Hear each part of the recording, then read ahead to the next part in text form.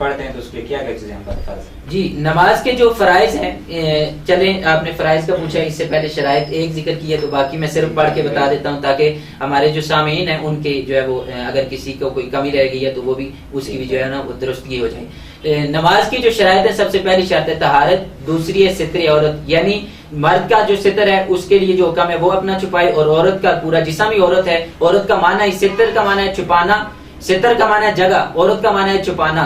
तो सितर औरत यानी जगह का छुपाना। तो औरत है, पूरी औरत है, यानी उसको वो चीज ही छुपाने की है। तो उसके सिवाय उलमा ने ये लिखा है कि उसके दोनों हथेलियां, चेहरे की ये जो टिकली है और जो दोनों पांव के ऊपर वाले हिस्से हैं, इन 5 अज़ा के अलावा बाकी सारा जिस्म छुपाना वो जरूरी है, और वो सित्र औरत में दाखिल है, यानी फर्ज है नमाज के अलावा भी। इसी तरह औरत से एक और बात सामने आ गई कि अगर बंदा पैंट शर्ट में नमाज पढ़ते है क्या उसकी नमाज हो जाएगी? जी, सित्र औरत, क्योंकि जो बंदा पैंट शर्ट में होता है उसका जिस्म छुपा होता है, तो उससे सूरत में उसकी नमाज हो जाएगी। लेकिन अगर ऐसी ज्यादा जो है वो पैंट जो है वो पहनी हुई हो जिसकी वजह से उसकी जिस्म की हैत बिल्कुल जो है वो नुमाया होती हो, ऐसी सूरत में नमाज हो जाएगी। लेकिन ऐसा जो है वो पहनना ये जायज नहीं है, इससे उलमा ने मना किया है, इसलिए कि देखने से भी इसकी जो है वो बुरी नजर, बुरे ख्यालात पैदा होते हैं। देखने वाला भी अगर ऐसे बंदे को देखेगा गुनाहगार होगा, और जिसको देख के दूसरा गुनाहगार हो है उसको भी थोड़ा सा ख्याल करना चाहिए। अगर वो बहुत ही ज्यादा इल्मी शख्सियत हो, कोई उसने ज्यादा पढ़ा लिखा हो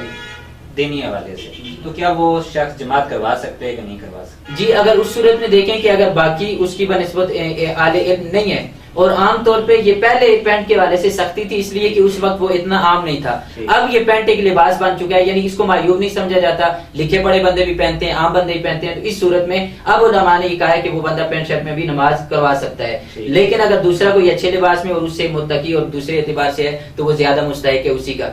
तो बाकी आगे मैं चलूं, सित्र औरत, इस्तिकबाल किबला यानी किबला की तरफ मुंह करना, इसी तरह जो है वो नियत, वक्त का होना और तकबीर तहरीमा, ये 6 शराइत हैं। नमाज के जो फराइज हैं उनमें से पहला फर्ज है तकबीर तहरीमा, उसके बाद कयाम यानी सीधा खड़ा होना, बगैर उज़र के अगर कोई बंदा बैठ के नमाज पढ़ेगा उसकी नमाज नहीं होगी, उज़र अगर पाया गया तो बैठ के ही पढ़ता है, हो जाएगी। अच्छा, इसमें नफल का भी जिक्र कर दें, ऐसे ना हो कि लोग जो नफल बैठकर पढ़ते हैं वो जी, नफल जो है, नफल के लिए अगर कोई बंदा यानी जो बीमार है या उस तरह बीमारी की वजह से, यानी वो माजूर शरई नहीं, आम तौर पे उसकी टांगों वगैरह का दर्द है या उम्र ज्यादा होने की वजह से, तो वो बंदा अगर नफल बैठ के पढ़ता है तो उसको खड़े होने का ही सवाब बैठ के भी पढ़ने का मिलेगा। ठीक है। और लेकिन अगर कोई बंदा सही तंदुरुस्त मेरे जैसा कोई बंदा नफल बैठ के पढ़ता है तो खड़े होने की बनिस्बत इसको बैठ के पढ़ने वाले को सवाब में कमी आएगी। आमतौर पे ये कहते हैं जी इशा के जो आखिरी 2 सुन्नत हैं जो नफल हैं तो ये बैठ के ही पढ़ना ज्यादा अफजल है, ये भी ऐसी ही बात है। नफल मुतलकन आप बैठ के ही पढ़ सकते हैं, खड़े होके ही पढ़ सकते हैं, लेकिन ज्यादा सवाब खड़े होके पढ़ने वाले के लिए है